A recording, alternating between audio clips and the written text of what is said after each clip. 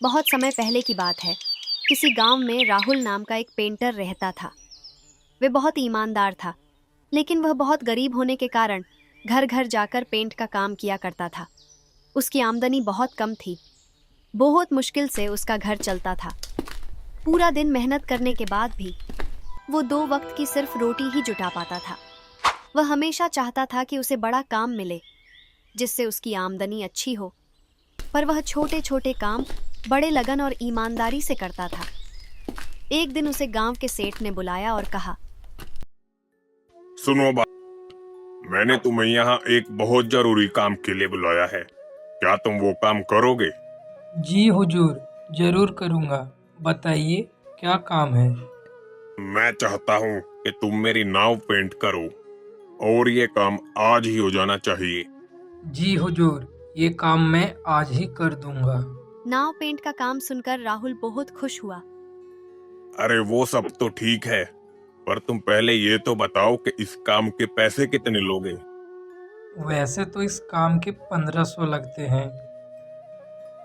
बाकी आपको जो पसंद है वो दे देना।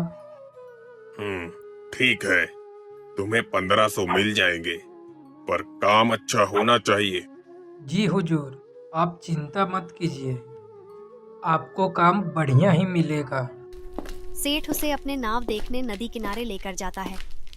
नाव देखने के बाद राहुल सेठ से थोड़ा समय मांगता है और अपना रंग का सामान लेने चला जाता है।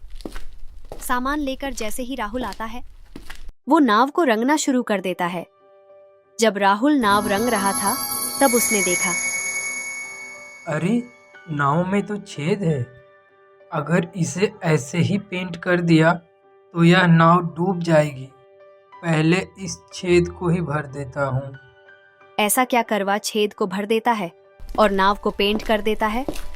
फिर वह सेठ के पास जाता है और कहता है, हुजूर, नाव का काम पूरा हो गया। आप चलकर देख लीजिए। ठीक है, चलो। फिर वह दोनों नदी किनारे पहुंच जाते हैं। नाव को देखकर सेठ बोलता है, अरे वाह, तुमने तो बहुत अच्छा काम किया है। ऐसा करो, तुम कल सुबह आकर अपना मेहनताना ले जाना। ठीक है हुजूर। और फिर वह दोनों अपने अपने घर चले जाते हैं।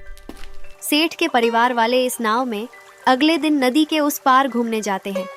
शाम को सेठ का नौकर रामू, जो उसकी नाव का देखभाल करता था, छुट्टी से वापस आता है और परिवार वाले को न देखकर सेठ से परिवार वालों के बारे में पूछता है। सेठ से सारी बात बताता है। सेठ की बात सुनकर रामू चिंता में पड़ जाता है। उसे चिंतित देखकर सेठ रामू से पूछता है, क्या हुआ रामू? ये बात सुनकर तुम चिंतित क्यों हो गए? सरकार, लेकिन उस नाव में तो छेद था। रामू की बात सुनकर सेठ भी चिंतित हो जाता है। तभी उसके परिवार वाले पूरा दिन मौज मस्ती करके वापिस आ जाते हैं। उन्हें सकुशल देखकर सेठ चैन की सांस लेता है। फिर अगले दिन राहुल को बुलवाता है और कहता है, ये लो बाबूलाल, तुम्हारा मेहनताना। तुमने बहुत बढ़िया काम किया है। मैं बहुत खुश हूँ। राहुल जब पैसे लेकर पैसे गिनता है, तो तब वह हैरान रह जाता है। वह सेठ से कहता है, हुजूर, आपने मुझे गलती से ज्यादा पैसे दे दिए हैं। नहीं, ये मैंने तुम्हें गलती से नहीं दिए। ये तुम्हारी मेहनत का ही पैसा है। लेकिन हुजूर, हमारे बीच तो 1500 की बात हुई थी और यह तो 10,000 रुपये हैं। तो फिर ये मेरी मेहनत का कैसे हुआ। क्योंकि तुमने एक बहुत बड़ा काम किया है। कैसा काम हुजूर। तुमने इस नाव के छेद को भर दिया, जिसके बारे में मुझे पता भी नहीं था। अगर तुम चाहते तो उसे ऐसे भी छोड़ सकते थे, या फिर उसके लिए अधिक पैसे भी मांग सकते थे, पर तुमने ऐसा बिल्कुल नहीं किया, जिसकी वजह से मेरे परिवार वाले सुरक्षित उस नाव की सवारी कर सके। अगर तुम उस छेद को ना भरते तो मेरे परिवार वाले डूब भी सकते थे।